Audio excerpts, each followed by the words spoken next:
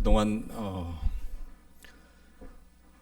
제가 목회했던 교회에서도 그렇고 또 어디 집회를 가도 많은 찬양을 들었지만 오늘 찬양이 특별히 더 감동이 있는 것 같습니다. 고맙습니다. 이렇게 찬양 잘하시는 분이 계신 줄은 미처 몰랐습니다. 피아노도 아주 아름답게 너무 잘 쳐주셔서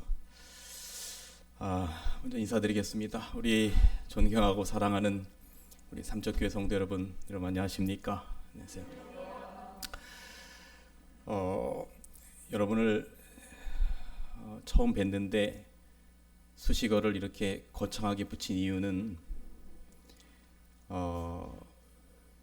제가 여러분들 보니까 제 고향 교회에 와 있는 듯한 느낌을 받아서 그렇습니다. 보니까 80주년입니까? 우리 삼척교회가.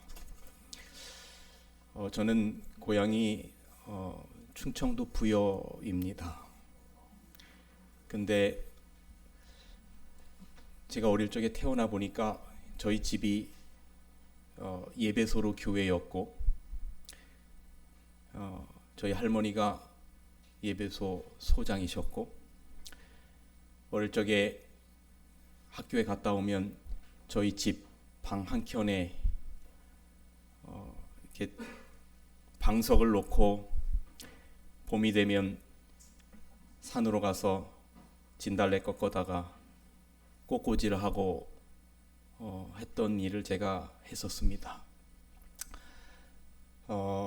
그런데 저는 제가 올 초에 우리 동정원 앞에 평신도 지도자 신학에서 헌신 예배 때 그런 말씀을 잠깐 드렸었는데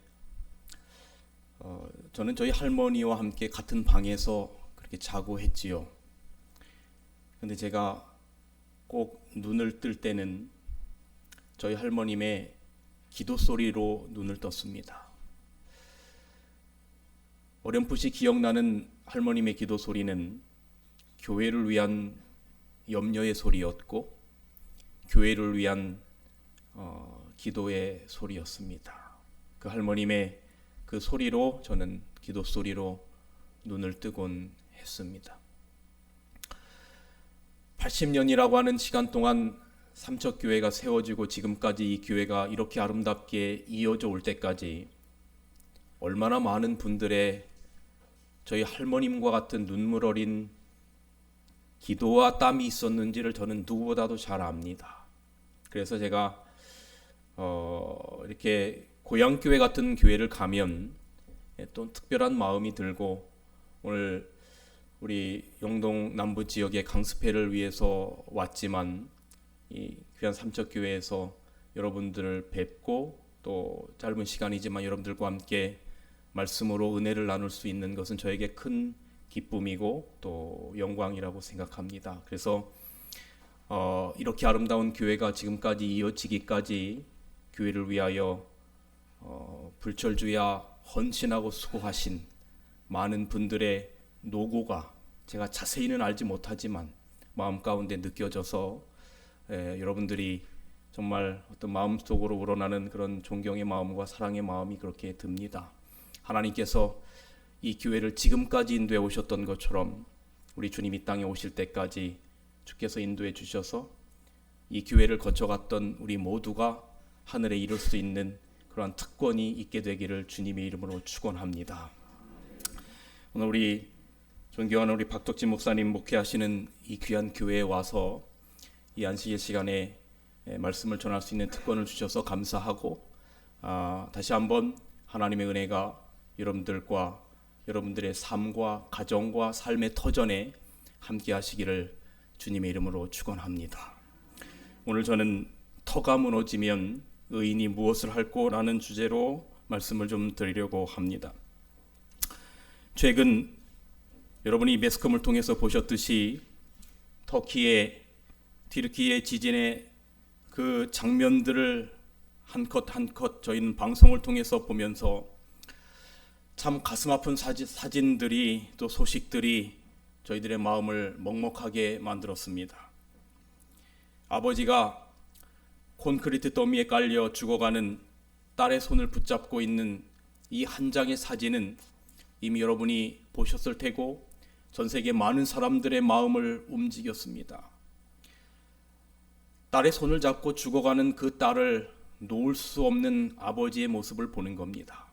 그런데 바로 옆에 딸의 손을 잡을 수 있는데도 그 딸의 생명을 구하기 위해서 아무것도 할 수 없는 그 아버지의 처절한 절망과 무력감을 우리는 이 사진을 통해서 바라보게 됩니다.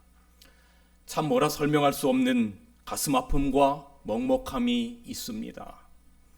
이 뉴스를 보다가, 이 소식을 보다가, 이 사진 한 장을 보다가 제 머릿속에 스쳐 지나가는 성경의 지진 이야기가 있어서 오늘 이 말씀을 드려야 되겠다라고 생각하고 오늘 이 말씀 여러분에게 드립니다. 여러분, 성경에는 지진의 사건들이 여러 차례 등장합니다.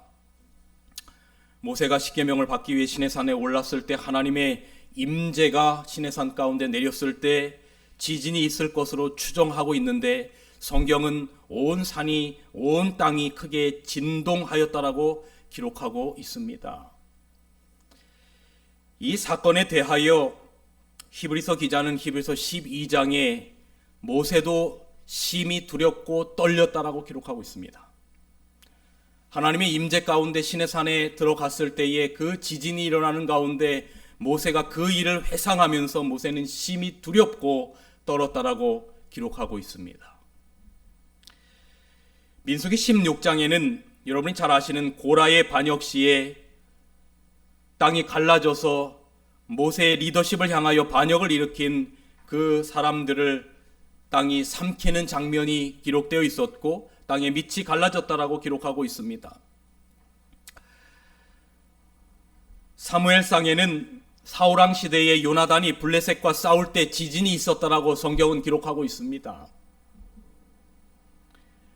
아모스서를 시작하면서 아모스 1장 1절은 지진에 대한 하나님의 경고로 시작하면서 아모스 곳곳에 지진에 대한 이야기를 기록하고 있고, 여기 앞에 화면에 보이시는 것처럼 아모스 6장 11절에도 여호와께서 명하심으로 집이 침을 받아 갈라지며 작은 짐이 칩을 받아 터진다라고 기록하면서 지진의 사건을 언급하고 있습니다.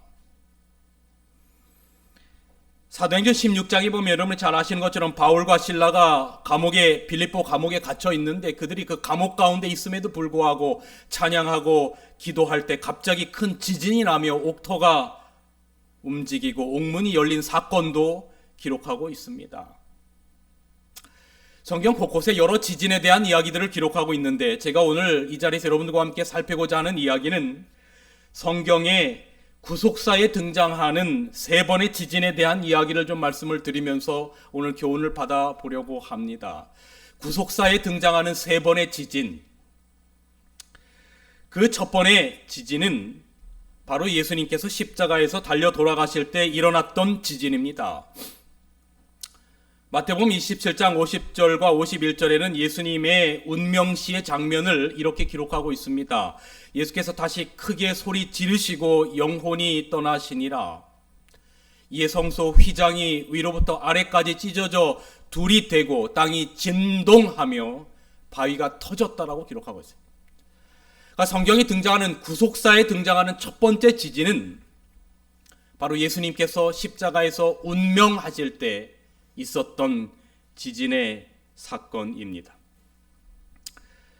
이 부분에 대하여 시대소망에는 자세하게 묘사하고 있는데 이렇게 기록하고 있습니다. 읽어드립니다. 이 세상은 전에 이런 광경을 목격한 적이 결코 없었다. 군중들은 넋을 잃고 서서 숨을 죽인 채 주님을 바라보고 있었다. 어둠은 다시 땅을 덮었고 맹렬한 천둥소리와 같은 둔탁한 울림이 들려왔다. 그 다음에 기록하기를 무서운 지진이 일어나고 많은 사람들이 함께 흔들렸다. 극도의 혼란과 경악이 계속되었다. 근처 산에서는 바위들이 산산이 갈라져서 평야로 굴러떨어졌다. 무덤이 갈라져 열리고 시체들이 무덤 밖으로 내동댕이 쳐졌다. 삼라만상이 산산이 부서지는 것 같았다. 제사장들과 관원들과 군사들과 사형 집행자들과 백성들은 무서워서 말도 못하고 땅에 엎드려 있었다라고 기록하고 있습니다. AD 31년 유대력 1월 14일 예수님께서 십자가에 달리시는 금요일 그날 오후, 예수님께서 운명하시는 그 시기에 메시아를 인정하지 않았던 제사장들은 여전히 그들이 구약에 수천 년간 해왔던 것처럼 성소에서 양을 잡아서 제사를 지내려고 하는 그 순간이었습니다. 예수님께서 운명하시는 바로 그 순간, 유대 성소에서는 제사장이 칼을 높이 들고 양을 잡기 위해서 손을 높이 들고 있는 것입니다. 그 양을 잡기 위하여 제사장이 들고 있었던 그 칼이 양의 목에 꽂아지는 순간 양은 죽고 피가 뿜어져 나오는, 그렇게 유월절마다 이루어져 왔었던, 아침 저녁으로 제사를 통해서 이루어져 왔었던 그 양 잡는 제사가 그날 AD 31년 1월 14일 오후 3시에도 있었던 겁니다. 그런데 갈보리 언덕, 해골의 언덕이라고 하는 그 한편에 많은 유대인들이 인정하지 않았던 예수께서 십자가에서 못 박히시고 운명하시려고 하는 그 순간 갑자기 땅이 흔들리는 것입니다. 지축이 갈라지는 것입니다. 그때에 제사장의 손에 들려 있었던 그 칼은 힘없이 떨어지고 구약 수천 년간 예수님을 표상했던 그 양은 도망가게 되는 것입니다. 그 양이 표상했던 그 양의 원형이었던 예수님께서 십자가에서 달리시는 인류의 모든 죄를 짊어지시고 인류의 모든 이름표를 가슴에 다시고 죽으시려고 하는 바로 마지막 운명의 그 순간, 구약 4,000년의 표상이었던 유월절 제사가 십자가의 원형을 만나면서 폐지하게 되는 그 순간, 하나님께서 사용하시는 도구가 있었는데 그것이 바로 지진이었습니다. 성소의 휘장이 위로부터 아래로 찢어지고 성소가 두 동강이 나버리기 시작했어요.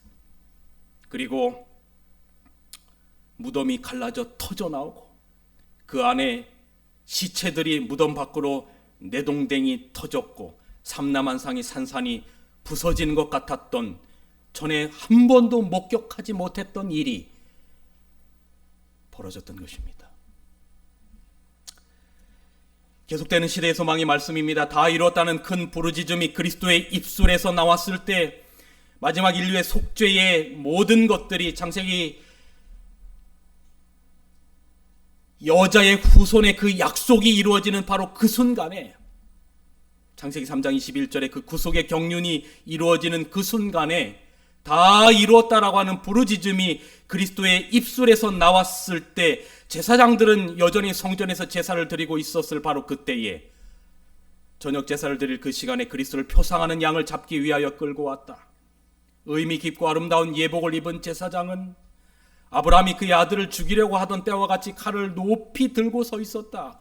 흥미를 가지고 백성들은 그 광경을 바라보고 있었다. 그러나 주께서 친히 가까이 오시자 땅은 떨며 흔들렸다. 성전 안에 휘장이 소리를 내면서 보이지 않는 손에 의하여 위에서부터 아래로 찢어져 바로 내려지는 그때, 한때는 하나님의 임재로 충만했던 그곳이 군중의 눈으로 볼 수 있도록 성소와 지성소를 가리는 휘장이 찢어져 버리게 된 것입니다. 여러분, 가만히 보니까 천연재해와 지진들과 이런 모든 일어나는 일들이 하나님께서 구속의 시간의 역사표 가운데 어떤 목적을 이루기 위하여 사용하시는 도구임을 우리는 볼 수 있습니다. 피조세계가 창조주의 음성을 듣는 것입니다. 계속되는 시대의 소망 771페이지의 말씀, 바닷물이 그분의 음성을 알아듣고 그분의 명령에 순종하였다. 질병과 죽음이 그분의 권능을 깨닫고 그들의 노획물을 그분에게 놓아주었다. 태양이 그분을 알아보고 그분이 고민 중에 죽어 가시는 장면을 차마 볼 수 없어서 그의 빛나는 얼굴을 가렸다. 바위들이 그분을 알아차리고 그분이 부르짖을 때 산산조각 부서졌다. 무생물계가 그리스도를 알고 그분의 신성을 증거하였다. 그러나 제사장들과 이스라엘 관원들은 하나님의 아들을 알지 못하였다. 여러분, 참 안타까운 것은 이것입니다. 온 피조 세계가 그리고 무생물 세계가 하나님의 아들을 알아보고 그분의 음성에 순종하는데 메시아를 기다린다고 그리도 외쳐댔던 제사장들과 이스라엘 관원들은 하나님의 아들을 알지 못하고 죽였으니 말입니다.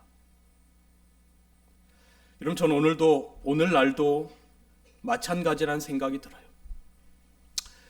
온 세상의 피조 세계가 예수님의 재림이 가까웠다고 그리도 말하는데 성경에서 말하는 주님께서 오실 때가 가까웠다라고 하는 모든 사인들, 시그널들이 세상 곳곳에서 일어나는데 어쩌면 우리의 삶 가운데 예수님의 재림을 기다린다고 하는 재림 신자들의 마음은 정말로 온 피조 세계가 예수님의 재림에 대하여 말할 때 과연 우리의 마음은 우리만 느끼지 못하면서 준비하지 못하고 살아가고 있는 것은 아닌가? 이렇게 여러분, 예수님께서 십자가에 달리실 때 구속사의 첫 지진이 있었습니다. 구속사에 등장하는 두 번째 지진은 예수님께서 부활하실 때 있었습니다. 예수님께서 이제 6월절 어린 양으로 십자가에 달려 돌아가시고 사흘 만에 부활하시면서 그때 장면을 마태복음 28장 1절부터는 이렇게 기록합니다. 예수님께서 무덤 가운데 안식일을 지내시고 이제 안식일이 지나고 안식 후 첫날이 되려는 새벽에 막달라 마리아와 다른 마리아가 무덤을 보려고 갔더니 큰 지진이 나며 주의 천사가 하늘로부터 내려와 돌을 굴려내고 그 위에 앉았는데 그 형상이 번개 같고 그 옷이 눈같이 희었다라고 기록하고 있습니다. 이 말씀을 잘 보십시오. 시대소망 780페이지입니다. 한 지진은 그리스도께서 목숨을 거두신 시간을 알렸고, 아까 말씀드린 첫 번째 국사의 지진, 예수님께서 십자가에 달려 돌아가실 때의 지진을 말하는 겁니다. 그런데 또 다른 지진은 그분이 개가를 부르며 생명을 찾으신 순간을 알려주었다. 사망과 무덤을 정복하신 그분은 땅이 비틀거리고 번개가 번쩍이며 우레와 내성이 치는 가운데 정복자의 발걸음으로 무덤에서 나오셨다라고 기록하고 있습니다. 수많은 로마 병사들이 예수님의 무덤을 지키던 일요일 새벽이었습니다.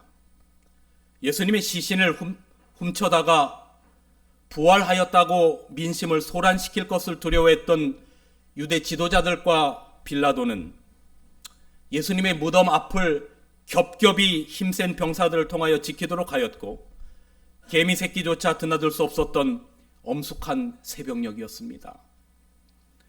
그러나 여러분, 그때 하늘은 준비하고 있었어요. 먼저 루스벨의 타락 후에 그 천사장의 자리에서 하나님을 섬기던 가브리엘 천사가 하늘로부터 하나님의 명령에 따라서 예수님의 무덤 가까이에 이르렀을 때 다시 한번 땅이 진동하는 겁니다. 그 자리를 지키고 있었던 로마 병사뿐만 아니라 사단의 군대들도 가브리엘 천사의 엄과 함께 다 물러갔어요. 그리고 지진이 나고 땅이 갈라졌어요. 이런 그때 가브리엘 천사장은 무덤 가운데 누워 계시는 온 우주의 사령관이신 그리스도께 말합니다. 천군의 사령관이시여, 온 우주의 사령관이시여, 아버지께서 부르시나이다. 아버지께서 부르시나이다. 그리고 그리스도는 신성의 능력으로 부활하십니다. 무덤을 깨고 생명의 시여자이신 예수님께서 죽음을 이기시고 무덤에서 부활하셨어요. 그런데 여러분, 이때에 예수님의 부활 때에 예수님 말고 부활한 또 다른 사람들이 있다고 성경은 기록합니다. 마태복음 27장 52절, 무덤이 열리며 자던 성도의 몸이 많이 일어났다라고 기록하고 있어요.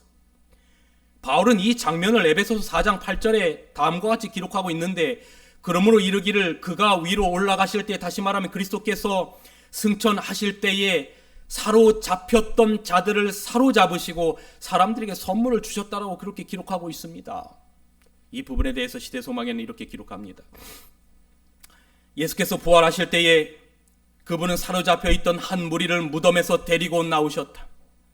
예수께서 운명하실 때에 있었던 지진은 그들의 무덤을 깨트려 열었으며 그분이 부활하실 때에 그들도 그분과 함께 일어났다. 그들은 하나님의 동역자들이었으며 목숨을 바쳐 진리를 증거하던 자들이었다. 이제 그들은 저희를 죽음에서 일으키신 자를 위한 증인이 될 것이었다. 여러분, 예수님께서 이 땅에 계실 동안 죽은 자들을 살리신 이야기가 성경 곳곳에 나오죠. 여러분 아시는 것처럼 나인성 과부의 아들과 관원의 딸을 살렸고 그리고 나사로를 살렸어요. 그런데 여러분, 그러나 그들은 불멸의 옷을 입고 부활하지 못했습니다. 부활했지만 이 땅에서 살다가 다시 죽을 수밖에 없었어요. 살아난 후에 그들은 다시 죽음에게 정복을 당했어요. 그런데 여러분, 그리스도께서 무덤에서 부활하실 때 나온 자들은 일시적으로 살다가 다시 죽을 일시적인 생명을 부여받은 것이 아니라 영원한 창조주의 생명의 능력으로 부활했습니다. 그리고 그들은 예수께서 승천하실 때 하늘로 같이 승천하였어요. 그래서 이 시대소망 786페이지 이렇게 기록합니다. 그들은 죽음과 무덤을 이기신 그리스도의 선과 악의 전쟁의 기념으로서 주님과 함께 승천하였다라고 기록하고 있습니다. 그런데 여러분, 어떤 학자들은 이때 부활한 사람들이 요한계시록 4장의 하나님 보좌 주변에서 하나님께 영광을 돌리는 24장로들이라고 해석하는 학자들이 있습니다. 여기 계시록 4장 4절에 보면 하나님 보좌 주변에 24보좌가 있고 24장로들이 흰 옷을 입고 머리에 금면류관을 쓰고 앉았다라고 기록하고 있는데, 예수님께서 십자가에서 부활하시고 하늘로 승천하실 때에 부활했던 자를 바로 이 자리에 앉는 24장로라고 해석하는 이유는 여기에 24장로들이 가지고 있는 두 가지의 특징 때문에 그렇습니다. 그 중에 하나는 흰 옷을 입었다는 것이고 하나는 머리에 금면류관을 썼다는 것입니다. 여러분, 요한계시록 2장과 3장을 보시면 이기는 자들에게는 이러한 상급을 주겠다라고 하는 여러 가지 상급들이 있습니다. 예를 들어서 이기는 자들에게는 흰 돌을 주겠다, 이기는 자들에게는 만나를 주겠다, 이기는 자들에게는 하나님 보좌 우편에 앉는 특권을 주겠다라고 하는, 이 땅에서 구속받은 사람들이 마침내 하늘에 올라가서 그들에게 주어질 그 승리의 보상들을 열거하는데, 그 열거하는 여러 가지의 특징들 가운데 하나가 뭐냐면 이기는 자들에게는 흰 옷을 입게 하겠다라고 하는 것입니다. 그리고 이기는 자들에게는 그들에게 금면류관을 주겠다라고 하는 것입니다. 그러한 이유로 하나님 보좌 주변에 있는 24장로들이 이 땅에서 예수님 승천하실 때 구속받은 자들이라고 해석하는 이유입니다. 그런데 그 24장로들이 누구냐 하는 것은 사실은 어쩌면 우리가 이 세상을 살면서 그렇게 중요한 문제는 아니에요. 그건 우리가 하늘에 올라가 보면 알 것이고, 정말로 중요한 것은 그 24장로들이 누구냐 하는 것보다 이 사건이 의미하는 바가 우리들에게 훨씬 중요합니다. 여기 시대소망 786페이지입니다. 부활한 성도들은 주의 죽은 자들은 살아나고 우리의 시체들은 일어나리라는 말씀이 진리임을 증거하였다라고 기록하고 있습니다. 그들의 부활은, 다시 말하면 예수님께서 부활하실 때 함께 부활해서 하늘로 올라갔던 그들의 부활은 티끌에 거하는 자들아 너희는 깨어 노래하라 주의 이슬은 빛난 이슬이니 땅이 죽은 자를 내어 놓으리라고 하는 예언의 성취에 대한 예증이었다라고 기록하고 있습니다. 제가 목회 나올 때 함께 목회 나왔던 동기 가운데 한 명의 친구가 봉사대에서 원주 지역에서 물에 빠져 죽어가던 아이를 구하러 들어갔다가 한 명을 구하고 지쳐서 나오지 못하고 운명을 달리하게 된 전기석 목사입니다. 대학교 다닐 때부터 저랑 아주 절친한 사이였고, 기사에서 자취회도 같이 하고 친했던 친구인데, 그 친구의 죽음의 소식을 접했을 때 정말 하늘이 무너져 내린 듯한 기분이었어요. 장례식을 치르는데 갑자기 맑았던 하늘에 먹구름이 몰려오기 시작하더니 비가 내리기 시작하는데 하늘이 울었다고 했어요. 저희가 그 장례식을 끝나고 그로부터 3년 후에 목사 안수를 받는데, 그 삼육중앙교회 그 2층에 그 전기석 목사의 어머니가 와서 앉아 계신 거예요. 내 아들이 살아 있었다면 저기서 같이 안수를 받을 텐데. 눈시울을 적시는 그 어머니 모습을 보고 저희가 이제 나중에 그 저희 목회 동기들이 어머니를 찾아갔어요. 이 어머니가 저희를 보면서 내 아들들아 이렇게 말씀하셔요. 비록 내 아들은 이 목회자의 사명을 끝까지 다 감당할 수 없지만 너희들이 우리 아들의 목까지, 내 아들의 목까지 목회를 최선을 다해 사다가 우리 주님 오실 때 꼭 내 아들을 같이 만나고 그 부활의 소망을, 그 소망이 없다면 내가 살아갈 이유가 없구나. 여러분, 우리가 이 세상을 살면서 수많은 가족들을 잃는 고통을 당하면서 살아갑니다. 얼마 전에도 지금 삼육병원에서 최근에 저희 은사님 사모님이 암으로 돌아가셨는데, 그 자리에 가보니까 제 손을 꼭 잡고 그 사모님이 어떻게 돌아가시게 됐는지 그 과정을 설명하는데 마지막에 저에게 하는 이야기가, 유 목사,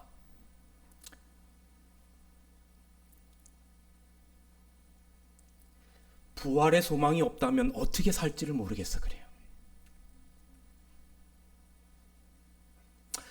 여러분, 우리가 매번 장례식마다 나는 부활이요 생명이니 나를 믿는 자는 죽어도 살겠다라고 하는 그 말은 그냥 허황된 이야기가 아니라 반드시 우리 주님께서 영광 가운데 이 땅에 오실 때 부활시키겠다라고 하는 보증으로 주님께서 십자가에서 달려 돌아가시고 무덤 가운데 부활하실 때 그리스도 안에서 잠잔 자들을 일으켜 세운 것입니다. 우리는 그 소망을 가지고 살아가는 백성들입니다.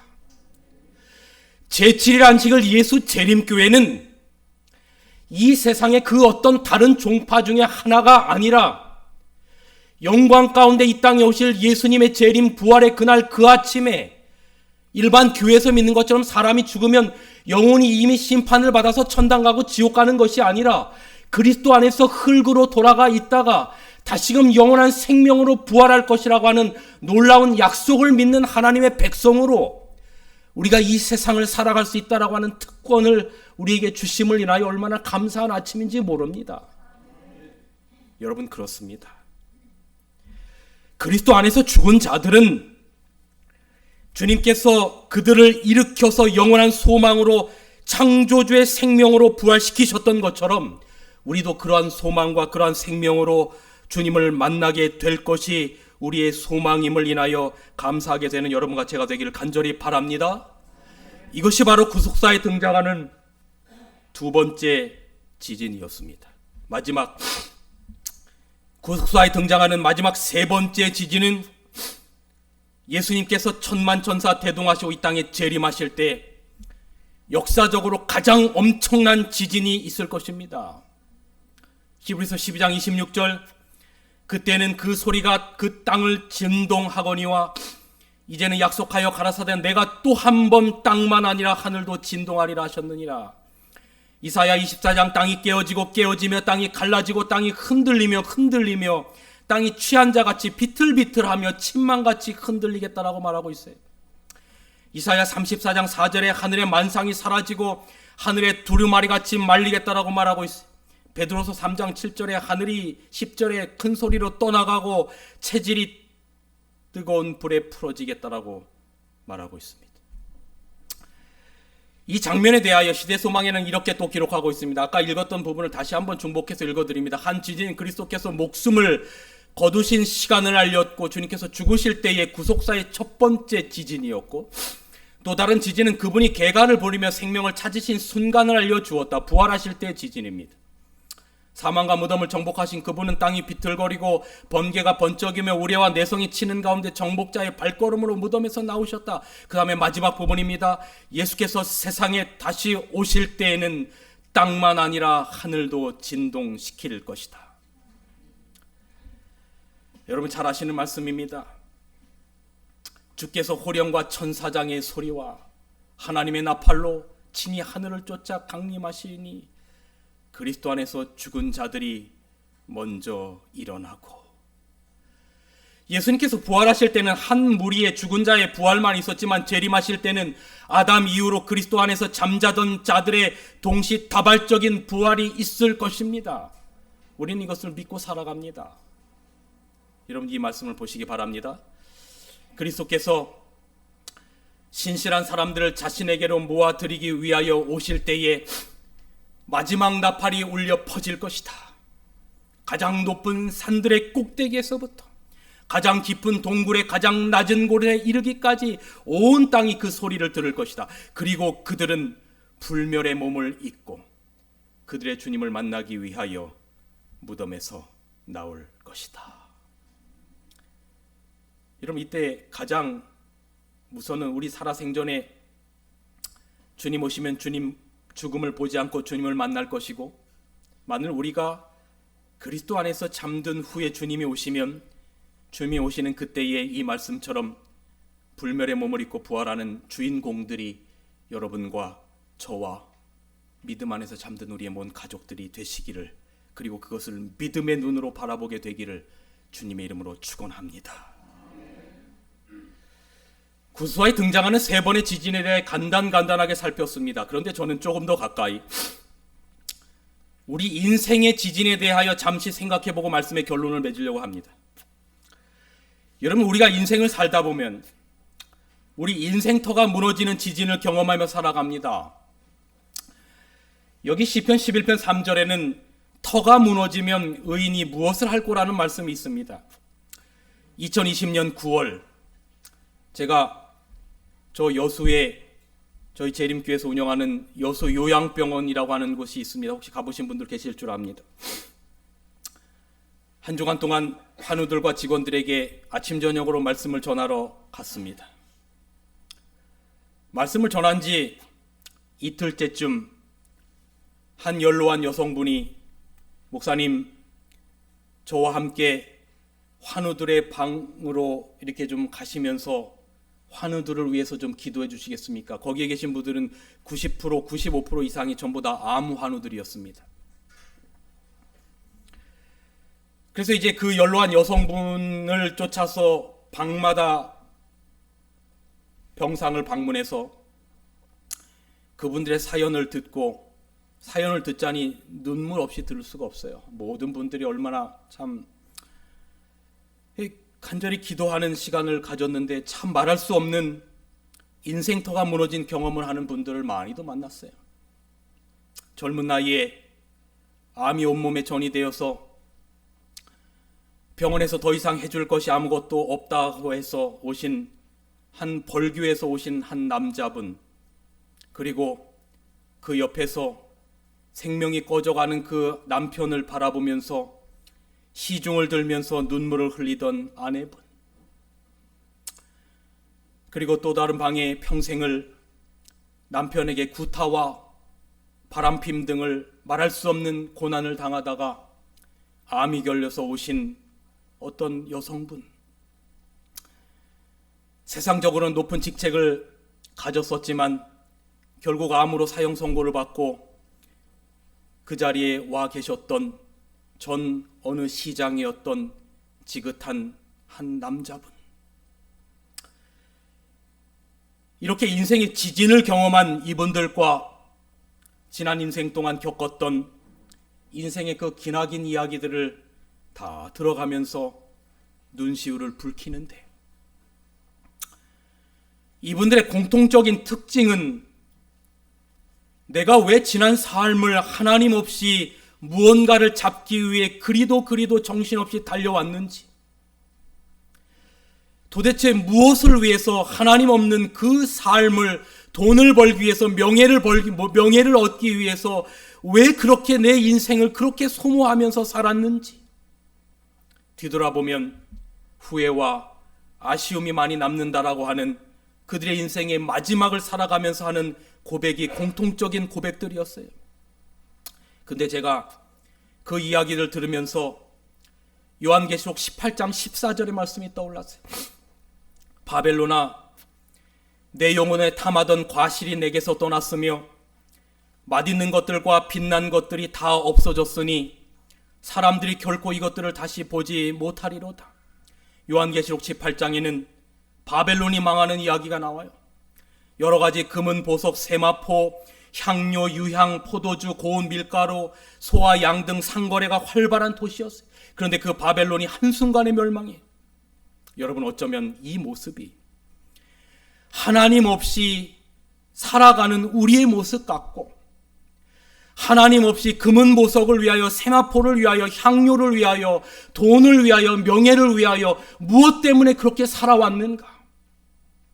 하나님도 잊어버린 채 자식 교육을 위하여, 모든 것들을 위하여 왜 그렇게 살아왔는지, 결국은 다 없어질 것, 있어도 다 쓰지 못할 것 때문에 왜 그렇게 내 지나간 인생들을 다 소모하며 살아왔는가 하는 후회를 남기곤 하는 것이 어쩌면 여러분 그 아무 한우들만의 이야기는 아닐 것이라는 생각을 합니다. 그런데 여러분, 전 그곳에서 여러 기적 같은 모습을 제 눈으로 보고 경험하면서 구속사에 등장하는 지진 후에 부활이 있었듯이 이분들의 삶의 부활을 경험하는 놀라운 것을 저는 그곳에서 목격했어요. 그 중에 한 분의 이야기를 들려드리고 말씀을 드리려고 합니다. 그 병원의 표어가 만든 분이 고치신다라고 하는 표어인데, 우리를 창조하신 하나님께서 병을 고치셔야만이 낫는다라고 하는 표어인데, 오직 말씀을 통해서 하나님을 만나게 되고 그렇게 하나님을 만난 분들이 치유되는 놀라운 경험을 제 눈으로 목격하는데, 제가 잠시 전에 말씀드렸던 저를 방마다 데리고 다니셨던 그 연세 많으셨던 그 한 여자분이 바로 여기 사진에 보이는 김순희라고 하는 어르신이었습니다. 근데 제가 처음에 갔을 때 이분의 이마에 자그마한 밴드가 하나 붙여져 있었어요. 전 그것이 그저 상처가 나서 밴드를 붙였구나라고 생각을 했는데, 일주일간 집회가 끝나고 마지막 안식일 예배를 끝내고 이제 점심 식사를 하는데, 그때 원장님이셨던 이학봉 목사님께서 제 옆에서 식사를 하셨고, 이 집사님께서 제 바로 옆에서 또 식사를 하셨습니다. 근데 이학봉 목사님께서 저에게 이러한 말씀을 하셔요. 유 목사님, 목사님을 모시고 방마다 방문했던 여기 계신 이 어르신이 이곳에 올 때 1년 전에 상태가 어땠는지 아십니까? 라고 물었더니 저한테 물으셨어요. 그래서 제가 이분도 환자분이십니까? 그랬어요. 왜냐하면 전혀 환자 티가 안 났거든요. 그러면서 이학봉 목사님이 자기 핸드폰을 뒤적뒤적 하더니 이게 이분이 이곳에 오기 전에 1년 전에 모습이었습니다라고 하면서 사진을 보여주시는데, 이것이 그 이분의 1년 전에 사진의 모습이에요. 이마가 다 암으로 뒤덮였어요.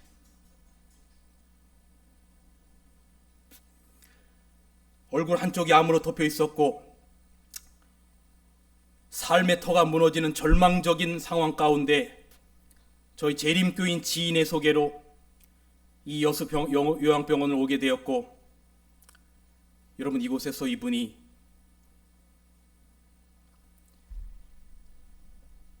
예수님을 개인적으로 만나게 됩니다. 무엇보다도 십자가의 복음과 사람의 죽음이 인생의 지진과 같은 경험을 한 그 삶의 끝이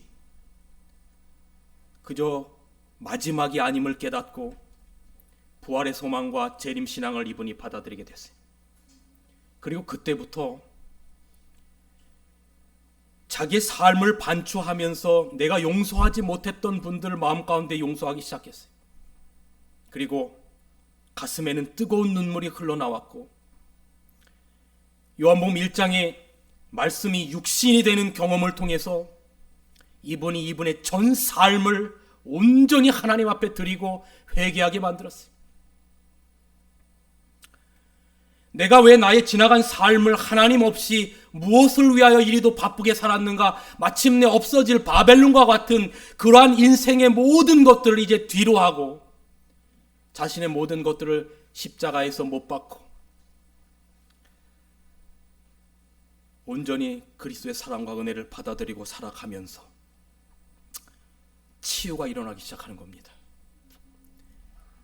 제가 갔을 때 그저 반창고 한 장 붙일 정도로 회복된 그 반창고 자리가 아까 그 암으로 뒤덮었던 얼굴이 거의 다 낫는 마지막 단계의 자국이었어요. 물론 그곳에서 여러 가지 천연 치료도 받고 음식도 뉴스타트로 구별했지만 이번의 치료는 하나님을 만나고 창조주 하나님이 하셨다는 확신을 갖는 겁니다. 그래서 이분이 자기가 만난 예수님을 아직도 받아들이지 못하는 그 환우들에게 전하고 싶어서, 너무 안타까워서 말씀 집회를 오는 그 강사들을 데리고 방마다 다니면서 나처럼 예수 그리스도를 영접하라고 간절한 마음으로 호소하는 거예요. 제가 이학부 목사님께 여쭈었어요. 목사님, 이런 놀라운 치료들이 이곳에서 자주 일어납니까? 그랬더니 자주 일어난대. 근데 이분이 하는 얘기가, 근데 목사님, 신앙을 받아들이지 않고 마음에 미움과 원망이 있는 채로 그저 음식물 치유, 산책 치유 등으로는 분명히 한계가 있고, 그리스도를 개인적으로 만나고 그분의 사랑에 온전히 동화돼서 뜨거운 회심을 경험한 사람들에게서 진짜로 놀라운 치유가 일어난다는 겁니다. 여러분, 우리 인생사에 만나는 지진과도 같은 일들을 경험할 때 우리에게 그리스도가 있으면 우리 인생의 삶에서 놀라운 부활을 경험하는 겁니다. 부활은 예수님 이 땅에 오실 때 무덤 가운데 일어나는 그때의 미래의 부활만 있는 것이 아니라 우리의 매일의 삶 속에서 그리스도를 경험하고 그리스도 안에서 살아가는 자들에게 병들었던 세포가 건강한 세포로 부활하고 망가졌던 우리의 영혼이 새롭게 소성되는 부활의 경험을 하게 되는 것입니다. 왜냐하면 하나님의 말씀은 살았고 운동력이 있어서 우리의 골수한 뇌리를 쪼개고 사람을 바꾸기 때문에 그렇습니다. 저는 이 김순희 어르신이 마지막에 저에게 해주었던 한 말이 제 평생 뇌리에서 떠나지를 않아요. 목사님, 예수님께서 생명 걸고 주신 복음 목숨 걸고 만나니까 그제서야 신앙이 무엇인 줄 알겠어요. 오늘 우리의 신앙이라고 하는 것이 왜 이렇게 매가리가 없는가? 충청도 사투리로 하나님의 말씀이라고 하는 것이 주변의 환경에 의해서 우리가 왜 이렇게 좌지우지 되기가 쉬워지는가? 어느 날 말씀으로 뜨거운 것 같은데 내 마음 가운데 조금이라도 서운한 게 있으면 왜 그렇게 그것이 내 마음 가운데 떠나지 않는가? 십자가에서 우리를 위하여 여러분과 저의 이름표를 달고 심장이 터져서 죽으신 창조주 하나님의 자리를 포기하신 그 아들과 함께 십자가에서 죽으신 그 사랑의 십자가의 속죄의 보혈의 공로를 진정으로 만나는 경험은 정말로 우리 그리스도인들이 목숨 걸고 만나야 할 이 세상에서 그 어떤 것보다 가장 귀중한 보화입니다. 여러분, 말씀을 줄이면서 이제 마지막 나팔이 울려 퍼지고 잠시 잠깐 하늘 영광으로 주님 이 땅에 오실 때, 이 땅에 지진이 나고 하늘이 말리고 주님께서 여러분의 이름을 호명하시면 우리는 그 부활의 자리에 반드시 참여할 것입니다. 그때까지 이 땅에서 믿음을 굳게 붙잡고 지금까지 80년이 아름다운 교회를 이어져 온 것처럼 앞으로 우리 주님 오실 때까지 여러분 끝까지 우리의 신앙을 포기하지 말고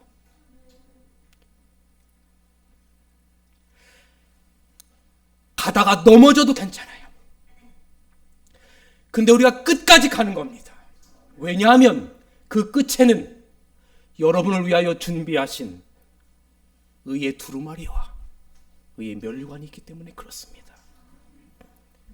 무너지지 말고 부활을 경험하며 매일을 살아가는 여러분과 제가 되기를 간절히 바랍니다. 터가 무너지면 의인이 무엇을 앓고, 한 주간 여러분의 마음 가운데 대답을 깊이 생각해 보시기를 간절히 바라면서 오늘 말씀을 줄이겠습니다. 아버지 하나님, 지난 80년 동안 삼척교회를 인도해 오셨던 하나님의 은혜와 섭리를 인하여 감사합니다. 수많은 땀과 눈물의 기도가 있었고 때로는 수많은 절망과 고통의 순간들이 있었겠지만, 그러나 아버지 하나님, 이 아름다운 성전을 이렇게 지금까지 주님께서 인도하시고 수많은 분들의 땀과 노고로 이어져 올 수 있도록 함께 하시니 아버지 하나님 참으로 감사합니다. 이제 아버지 하나님, 우리는 지금까지 아름다운 이 성전을, 이어져 온 이 성전이 우리 주님 오시는 그날 칭찬받는 교회가 되기를 원합니다. 오늘 이 자리에 계신 모든 분들 아버지 하나님 한 분 한 분의 이름을 기억하여 주시옵소서. 때로는 인생의 지진을 만나는 경험을 하더라도 좌로나 우로나 치우치지 않도록 하나님 도와주셔서 끝까지 주님의 말씀 안에 순종하며 복음 전하며 살다가 우리 주님 맞이하는 우리 모두가 되게 하여 주시옵소서. 교회를 담임하는 우리 박덕진 목사님 하늘의 능력을 더하여 주시고, 주께서 기름 부으신 주님의 귀한 종이 교회를 위하여 드리는 기도와 헌신에 하나님 응답하여 주셔서 교회가 날로 부흥케 하시며, 함께 목양하시는 사모님과 온 가족들, 또 이 교회에 헌신하시는 우리 장로님들, 집사님들, 우리 모든 성도들에 이르기까지 우리 주님 한 분 한 분의 이름과 선한 행실들을 하늘 기념책에 기록하여 주시옵소서. 우리를 사랑하시되 끝까지 사랑하시는 그리스도신 예수님의 이름으로 간절히 축원하옵나이다. 아멘.